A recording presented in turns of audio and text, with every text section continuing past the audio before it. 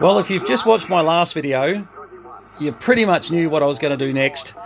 And this is straight out of the box, being shipped up to me. Haven't done any cleanups just yet. And as we did in our last video, here we are on the weather channels. Now, you can do a memory scan. Let's just show you what... Here we go, the same broadcast on 8 megs.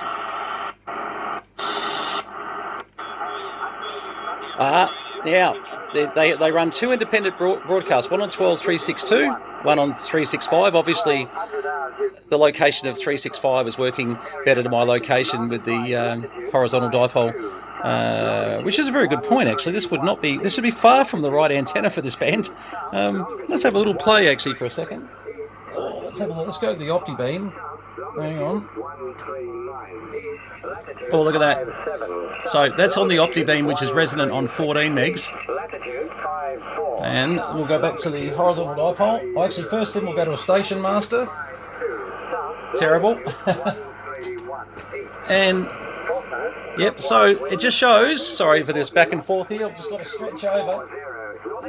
So that's on the OptiBeam up about 60 feet. The horizontal dipole's up about 70. And just being closer to 14 megs, and when these things got a great receive for, I mean, just bear in mind how old these things are. They're not exactly current day technology. All right, so a little bit of a VFO fault here. I can see it. You can see how it's just having a bit of trouble. Now, generally that'll be clean it out and just have me a bit of a look at whether it's the rotary encoder or not. Hang on. 5050. Could be the rotary encoder's faulty on this one. Just let's go back to slow for a minute. Okay, yeah, all over the place. So we might have a little bit of work to do on the VFO. Yeah, she's definitely not sort of. It might be the rotary encoder, but sometimes we can clean these things out and have a bit of a look through and see where it goes. Now, what I was saying about memory scan. It's just going through.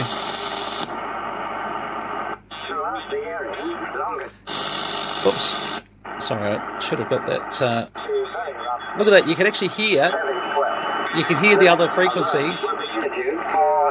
That's that signal there interfering with this one. You can just hear it on the side there with the filter. Oh, goodness. Anyway, okay, so we'll probably do another video on this fairly soon. This is a bit of a... like I told you with the 72, we should turn these things on first, then maybe fix things. I must admit that was good advice coming from someone who was a little bit too eager to pull the covers off, but that doesn't matter. Okay, so you had a clock on these things, clock there, timer that you could set, etc. Tone, yeah, see, they're all pretty scratchy, so just time for a bit of deoxit, and it won't take long. RF attenuator working well. AGC is actually working quite well. That's on AGC slow, that's AGC fast there.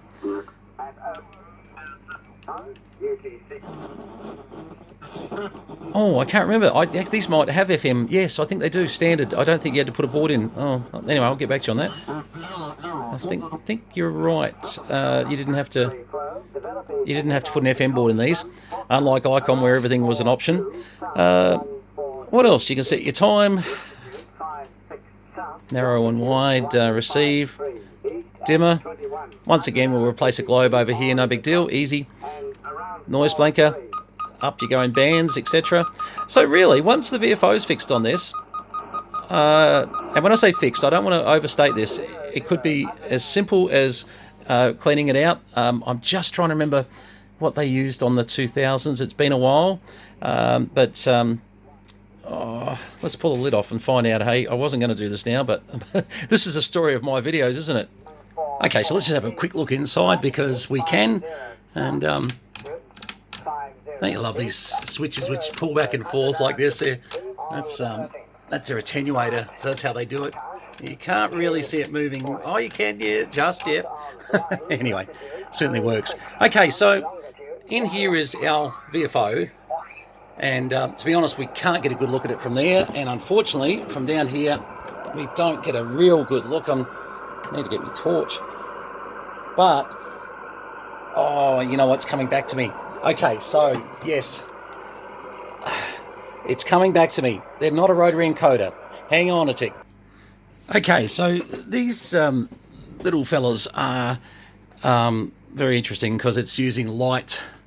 If I can just sort of show you. Oh, God. Ugh, if I could hold that. I need a better camera setup, don't I? But see how that just... Oh, no, you can't really see it there because it's the bottom. It's not light. It's actually... Well, yeah, it is light, isn't it? Because it counts the grooves down that bottom section. Sorry, I'm not getting a very good look at this, but yeah, so those serrations, those little bits there, go through there, and it senses from memory this little fella here. Pretty sure it was light, like a little light sensor. I'll have to pull the manual for this, but in saying that, I might not have to. This really comes back.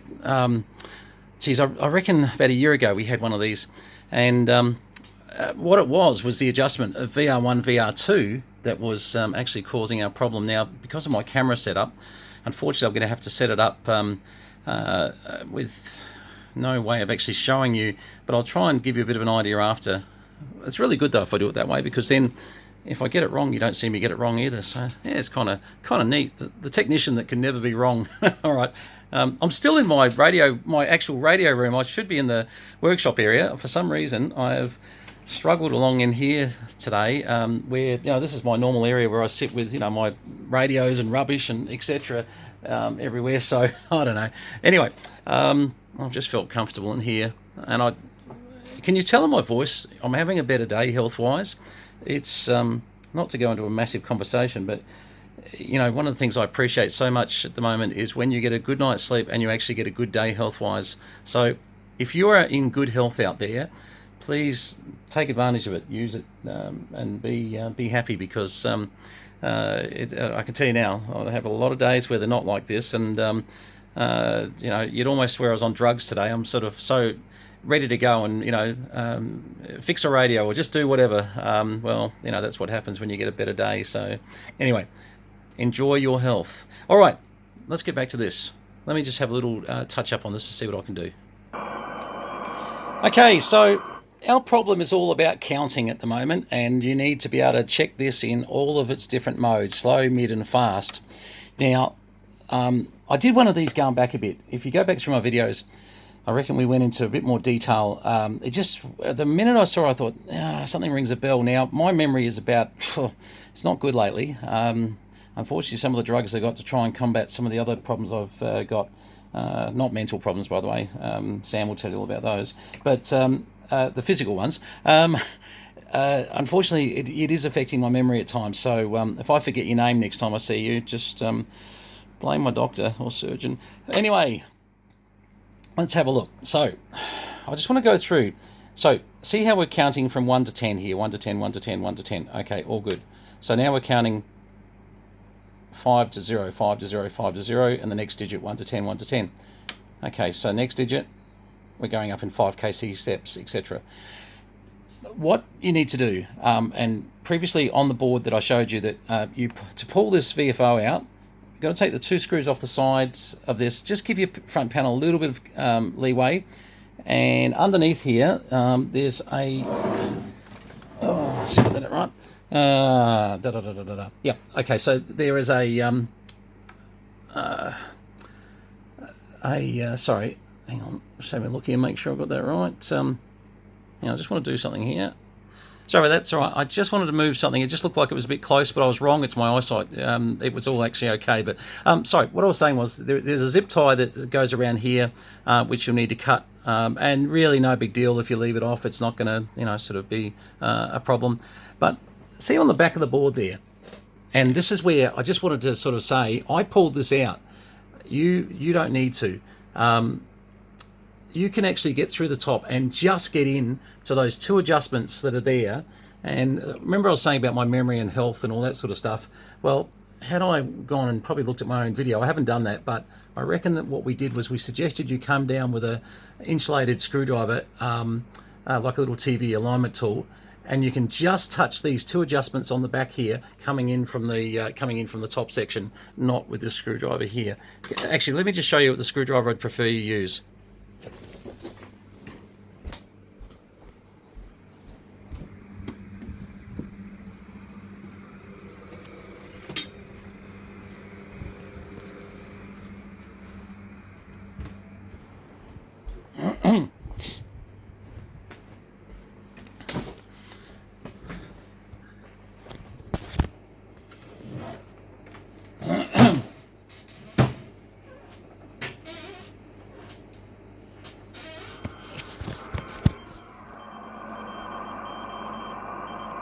Okay, I did make a little mistake then with my camera. I might have to edit this. If I don't end up editing it, you know what happened. So I'll check the video in a minute. Okay, so let's go back to slow.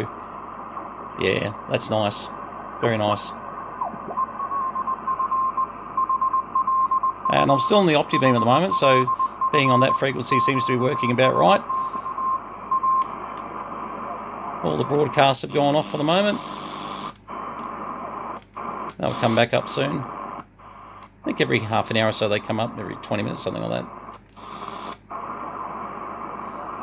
But that's actually... now, I might just change the antennas there.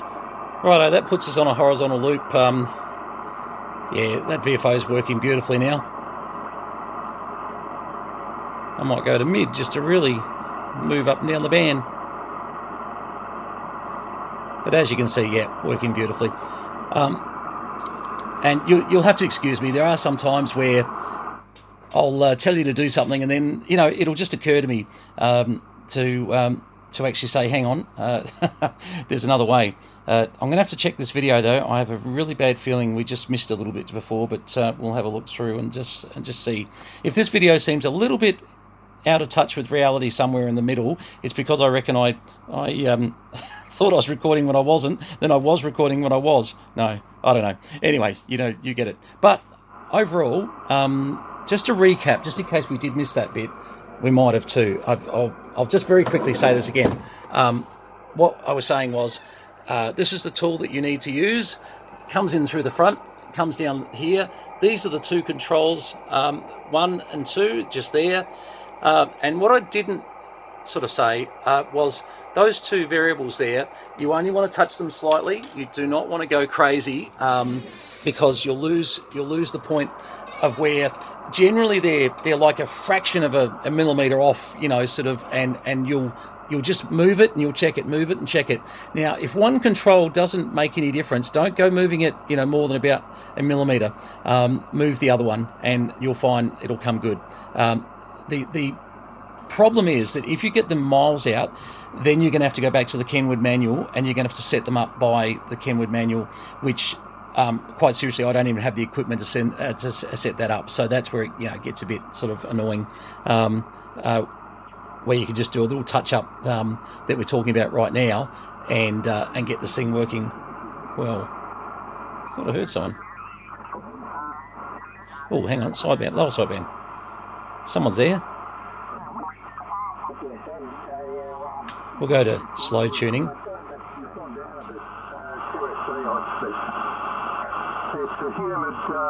That's doing all right.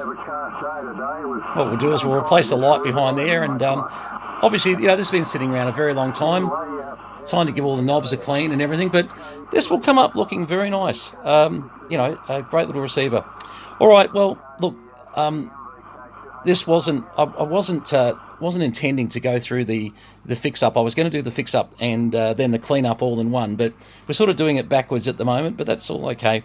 But this will be, sort of a little bit of a look at the R2000, how to set up the VFO if it's giving you trouble, and we may, I doubt we'll get back to it for it's all now clean and running. I think you can see very simply now what has to be done. By the way, just when things have been sitting around this long, hang on, let me get some light onto this. get in there with air, blow this all out with air. We've got a compressor out. I just take it outside these days. I don't even buy cans of compressed air, but you know, you'll get most of it out by blowing it out, and you know, it's just good to get it all cleaned up, and all the front areas are very easy to, you know, to get sorted out. So not hard to make these things look extremely nice again. Light, that's a bit better. Well, the next video will hopefully be back in my my actual workshop. I don't know why I've been in here today. I don't know. I've just been happy to just play around with the 7850 while I've been working away, and sometimes, you know, I do. But all good. Okay, that's the R2000 Kenwood, how to set up the VFO. If you've got any questions, I'm a little bit unsure of how this video is going to come out, because I think we did miss just a little bit. If you do have any questions, put it in the comments section, and you know, we'll certainly try and assist. I'll have a quick review of this just to make sure it makes sense, but hopefully you can understand. If there's about a minute where it doesn't make sense, that'll be because because I'm going mental. Anyway, thanks very much for having a look and your patience, and we'll clean this up and put it all back together. And nice R2000, and look at that. That's just off a vertical.